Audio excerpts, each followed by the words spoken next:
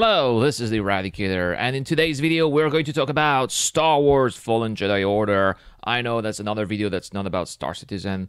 I'm a bit tired with the Star Citizen PDU lately, especially when there are no new patches to test. I've already given tons of reports. I think I've done my part, so it's time to take a little break. Don't worry, I'll have more Star Citizen videos tomorrow. Don't worry about it, but today I want to talk a little bit about Star Wars, well, especially because there's Star Wars Celebration happening right now, so lots of news regarding Star Wars. If you guys don't know, originally my very first videos of this channel were about Star Wars, so I feel like I'm going back to the roots a little bit.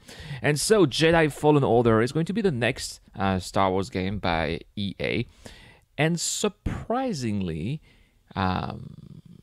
well, it seems that EA is making efforts to cater to our needs. So we're going to talk about that. We're going to check out the trailer first, and we'll discuss about it. Let's do it.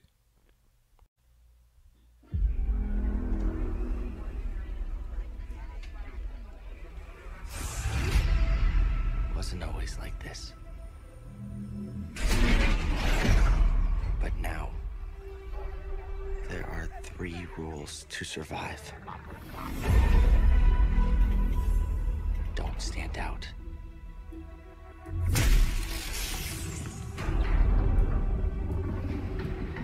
Accept the past.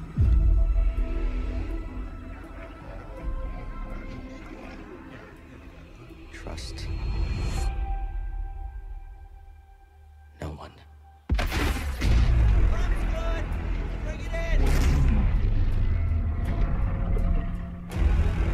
The galaxy's changed. Yeah, look out!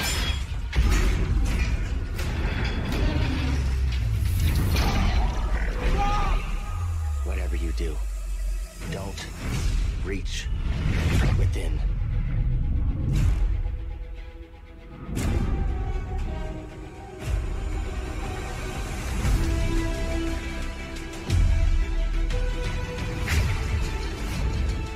Don't stand out. Accept the past. Execute Order 66.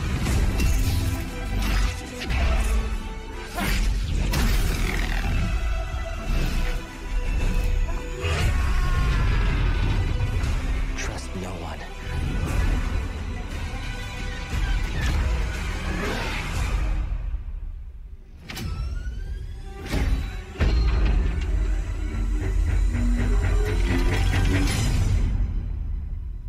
Trust only in the Force.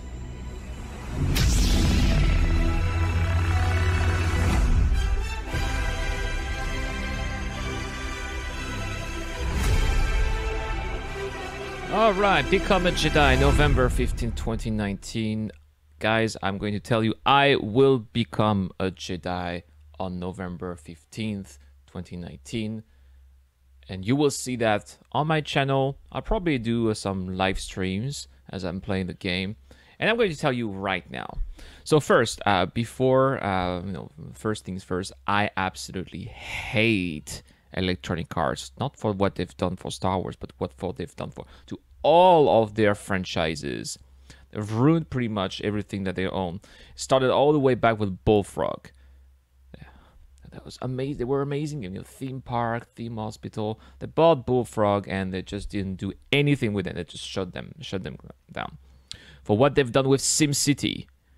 SimCity 4 was amazing, and then we had a huge content drought until SimCity 2013, 9 years after the release of SimCity 4, and it was a disaster, and the game absolutely sucked.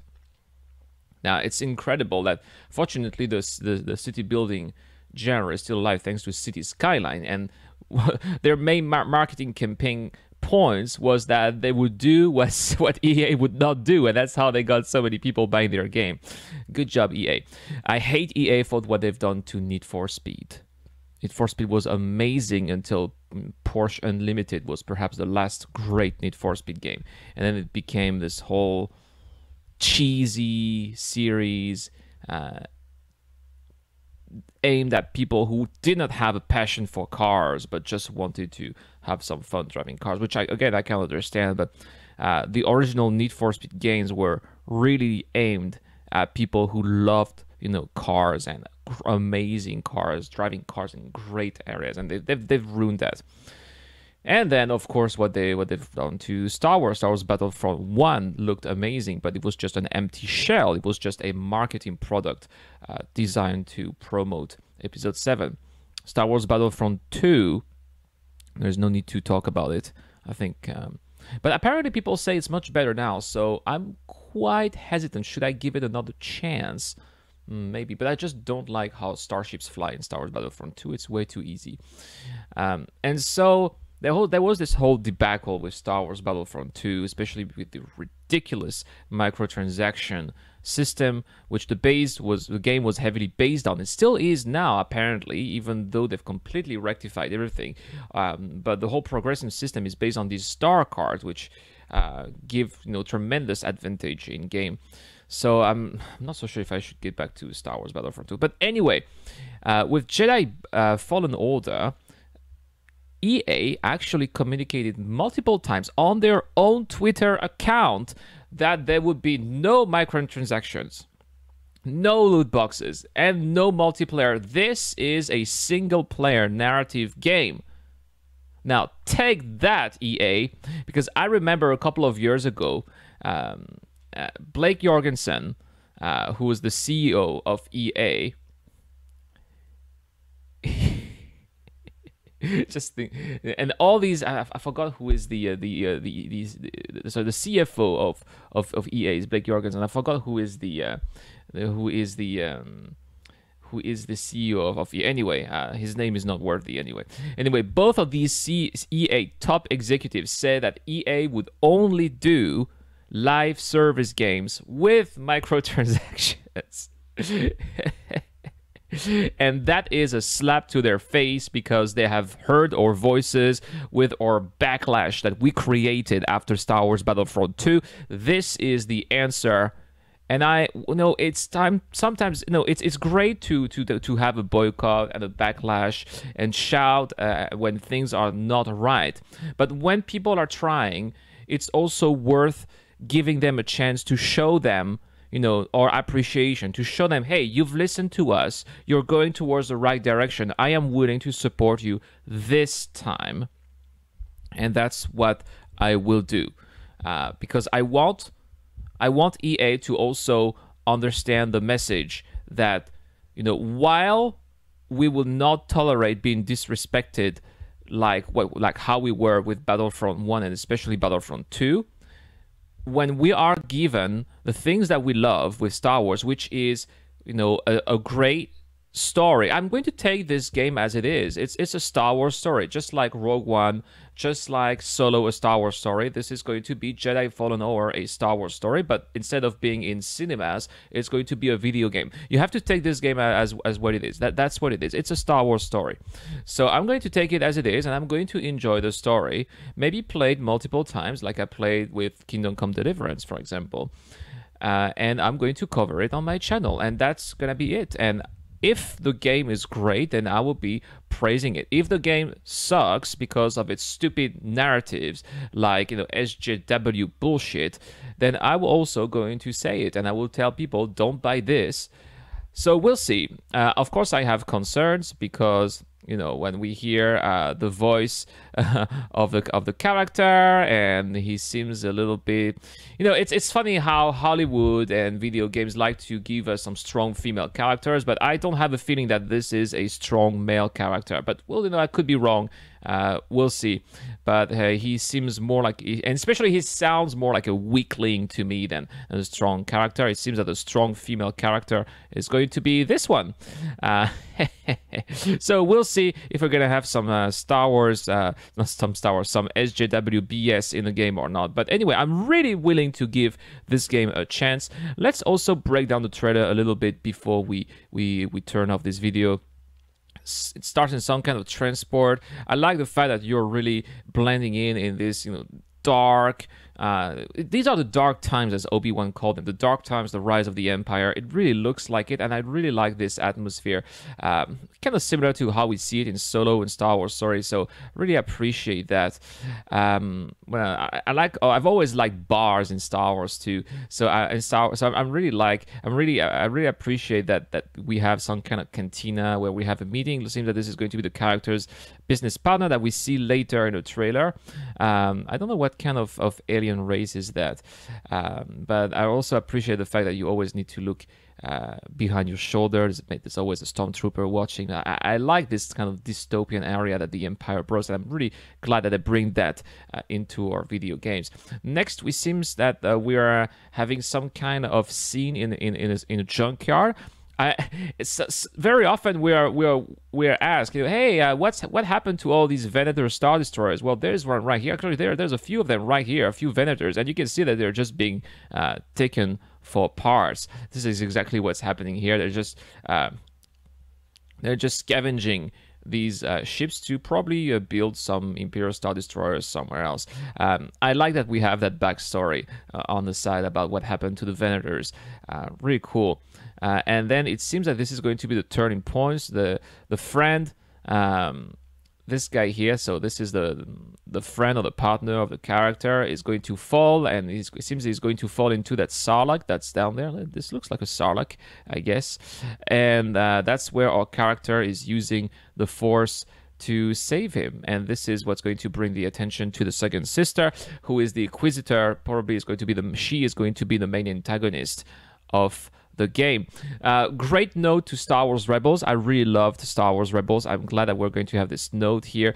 They cannot bring the Emperor, they cannot bring Darth Vader all the time, so I'm glad that we're having some of these notes to other Star Wars material, and that they're bringing them to the canons to the canon 2 or new material. So that's awesome.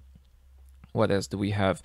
Great shot on Stormtroopers here. Stormtroopers always look cool, especially it's very easy to CGI them.